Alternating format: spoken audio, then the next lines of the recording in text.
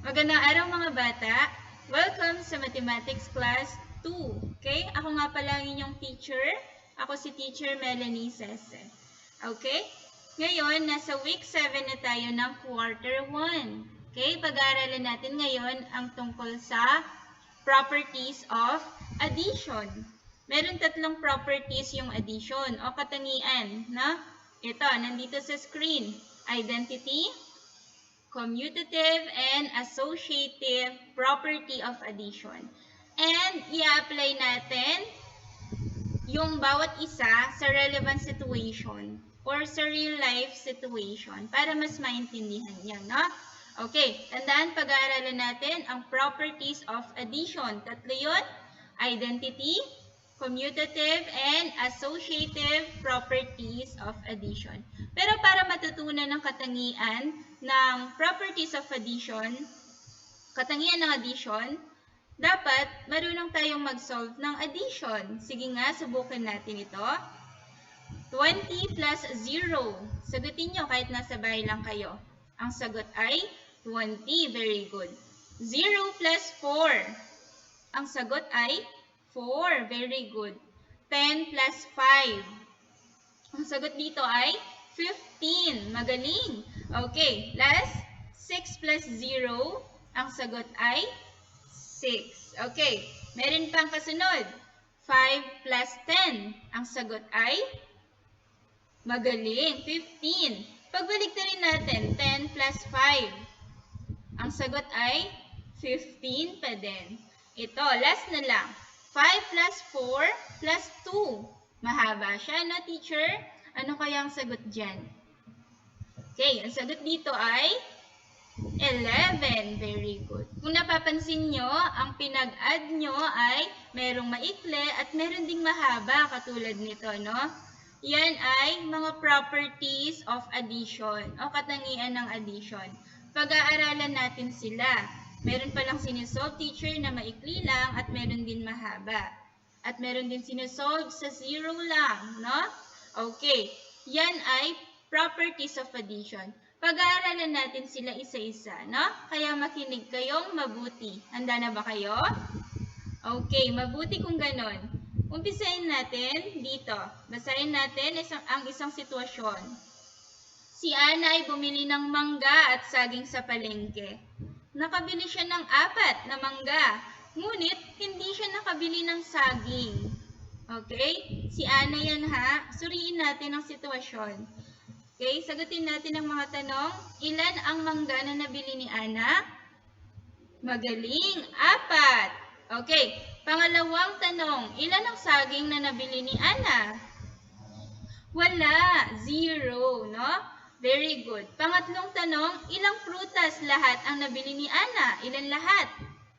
Okay. 4 lang. Okay? 4 lang ang nabili niyang prutas. Yun ang mangga. Sige, ayan, no? Ito yung 4 na mangga. I-add natin siya sa walang nabili na saging. Okay? Ano ang magiging sagot? Ang sagot ay 4. Okay? Basahin natin na sa baba. Pag ang 0 ay idinadagdag sa anumang numero. Ayan. Pag ina-add daw siya sa anumang numero o number, no? Number 1 ba yan? 2, 3, 4, 5, 6, 100. Kapag ang 0 ina-add sa kahit anong number, mananatili ang bilang. Okay? Yun ang magiging sum o yun yung magiging sagot. Anong tawag sa numero na ina-add sa 0? Ang tawag natin dito ay addends. No? Ulitin nyo nga. Addends. Okay? Pag ang 0, in-add natin sa addends o sa kahit anong numero, ang magiging sagot o sum ay ang numero. Mananatili ang bilang o yung addends. Ang tawag natin sa properties of addition na yan ay itong nasa baba. Identity, property of addition. Ulitin nyo nga, identity, property of addition. Yan palang isang katangian ng addition. Kapag pina-plus mo ang 0 sa kahit anong number, mananatili yung number na yon. Ang magiging sagot ay yung number na inad sa 0 o ang tinatawag nating addends. Ito, para mas maintindihan nyo, ayan, ito ang addends natin at ito ang 0. Ano man daw ang inad nating numero sa 0, okay, tawag natin sa addends, is addends. Ang magiging sagot ay yung addends, no? O yung numero na inad natin sa 0. 4 pa din siya. Okay? Another example, tingnan natin dito, no? Okay, ayan. 20. Yung 20 yun yung addends natin plus 0. Yun kasi inad natin sa 0. Ano kayang magiging sagot dito? Ang sagot dito ay 20 pa din, no? Mananatili yung number o yung addends, yun ang magiging sagot dito kapag inad mo siya sa 0. Okay? Another example, meron pa dito, 0 plus 25. Yan, yung 0 i-add natin sa ating addends na 25. Ano ang magiging sagot? Tama, 25 pa din. Mananatili ang numero o yung addends. Yun ang magiging sum o sagot, no? Okay, sum to, sum. Yan, yun ang sum o yun yung magiging sagot. 0 plus 25 is equal to 25. Okay, anong tawag natin sa property na to? Identity property of addition. Okay, o, ito yung mga halimbawa. 20 plus 0, mananatili ang addends. Ano ang sum natin? 20. Very good. O, ito naman. 0 plus 4. Okay? Tandaan, mananatili ang addends. Yun ang magiging sum. O, yun yung magiging sagot. Ano sagot? 4. Okay? 10 plus 0 naman. Ang sagot ay 10. Very good. O, last one. 6 plus 0. Ang sagot ay 6. Very good. Itong mga sagot. Ayan.